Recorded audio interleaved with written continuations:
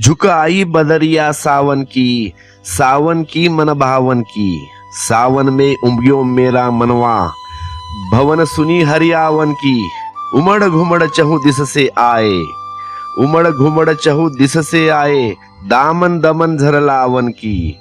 नन्नी नन्नी बुंदिया मेहा बरसे, नन्नी नन्नी बुंदिया मेहा बरसे, शीतल पवन सुहावन की। मीरा के प्रभु गिरधर नागर आनंद मंगल गावन की। मीरा के प्रभु गिरधर नागर आनंद मंगल गावन की। प्रभु के सानिध्य के क्षण भूले नहीं भूलते, इम्पॉसिबल बात है। उसकी पगध्वनि एक बार सुनाई पड़ जाए तो अमीट रेखा छूट जाती है हृदय पर। उसकी सुवास एक बार घेर ले तो फिर उसे भुलाने का, विस्मरण करने का कोई उपाय नहीं है। प्रभु सानिध्य की जो रेखा बनती है वे मन पर ही नहीं बनती, वह आत्मा पर भी बनती है। उस परमात्मा का स्पर्श, उस परमात्मा का संस्पर्श आत्मा से होता है। मन पर बनी स्मृति तो मिट जाती है, धूमिल हो जाती है, आज नहीं कल समय की धूल जम जाती है। लेकिन आत्मा पर जो संस्पर्श होता है ना, वे सदा ताजे है, सदा ताजे बने रहते हैं। वे कभी बासे नहीं पड़ते। मन पर तो बात घटी नहीं की अतीत हो जाती है, व्यतीत हो जाती है, लेकिन आत्मा पर जो घटता है वह शाश्वत है, सदा वर्तमान है। अतीत नहीं होता, व्यतीत नहीं होता, क्योंकि परमात्मा का जो संस्पर्श है वह समय के भीतर नहीं होता, वह शाश्वत घटना है, कालातीत है। यद्यपि काल की धारा में उतरती है वे किरण, लेकिन वे काल नहीं है। जैसे अंधेरे में उतरे कोई किरण अंधेरे में उतरती है लेकिन अंधेरे की नहीं है, ऐसे ही समय की धारा में भी भक्त कभी कभी कालातीत को बुला लेता है।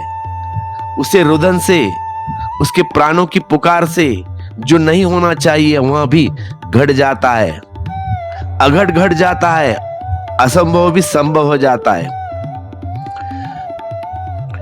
कि जीवन का सबसे बड़ा चमत्कार यह नहीं है कि वह पानी पर चल ले, पानी चलने को बना भी नहीं है।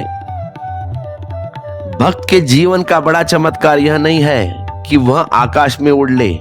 परमात्मा को, आदमी को आकाश में उड़ाना होता तो पंख दिए होते।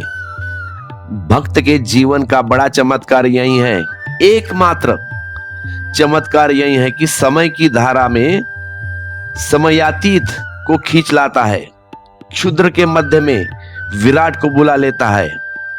यहां जहां वासना ने कभी कोई मरुस्थल बना दिया है, वहां प्रभु के प्रसाद की वर्षा हो जाती है। यह चमत्कार है भक्त का। भक्त सावन की बदरिया को बुला लेता है।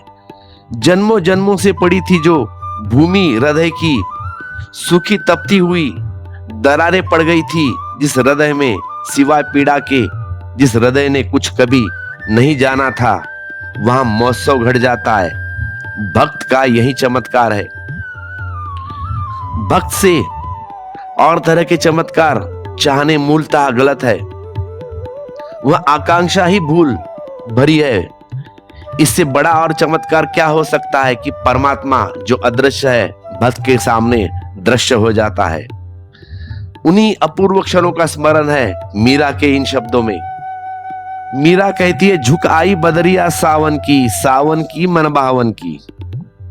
जैसे बादल झुकाते हैं सावन में, स्मरण करो पृथ्वी उमंग से भर जाती है, अहोभाव से भर जाती है, मंगल गान छिड़ जाता है, वृक्ष नाचने लगते हैं, पक्षी गीत गाने लगते हैं, सब तरफ हरियाली हो जाती है, सब तरफ हरा भरा हो जाता है, पृथ्वी दुल्हन बनती है। अभी कुछ दिन पहले आए होते तो सब रूखा सूखा था, सब सूखा पड़ा था, सब विदिग्ध था, मरुस्थल।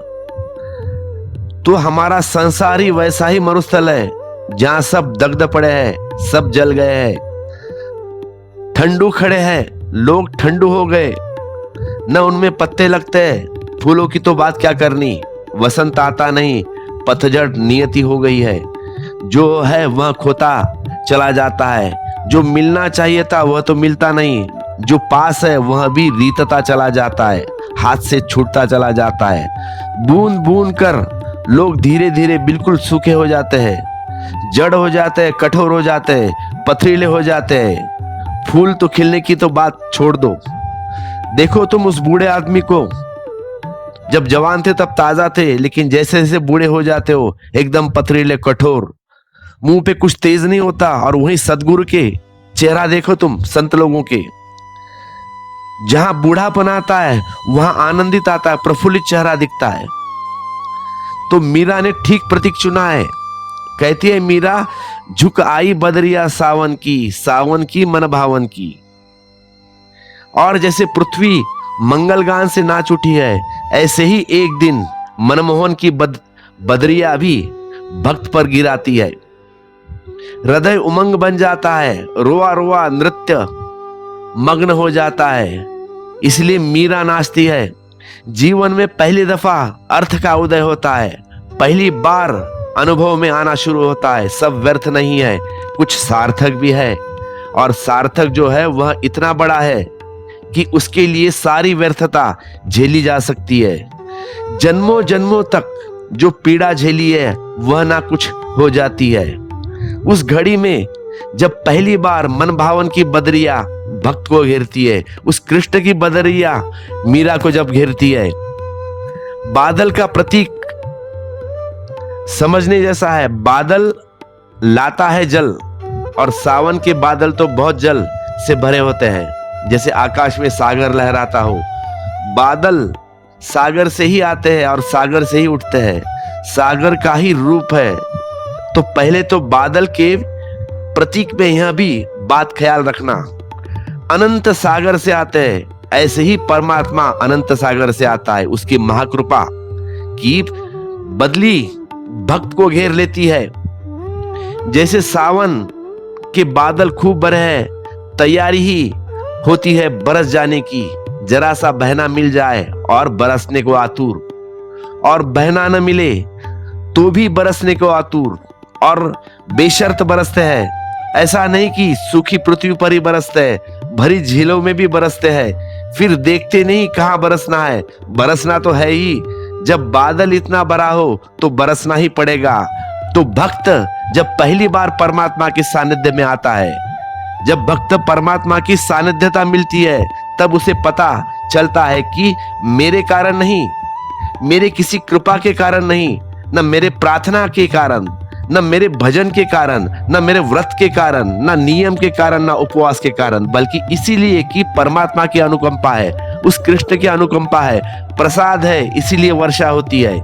इसीलिए नहीं कि मैंने पुकारा था, इसीलिए नहीं कि मैंने बड़ी प्रार्थना की थी और पूजा की थी, बल्कि इसीलिए कि परमात्मा का इतना भरा है कि न बरसेगा तो करेगा क्या।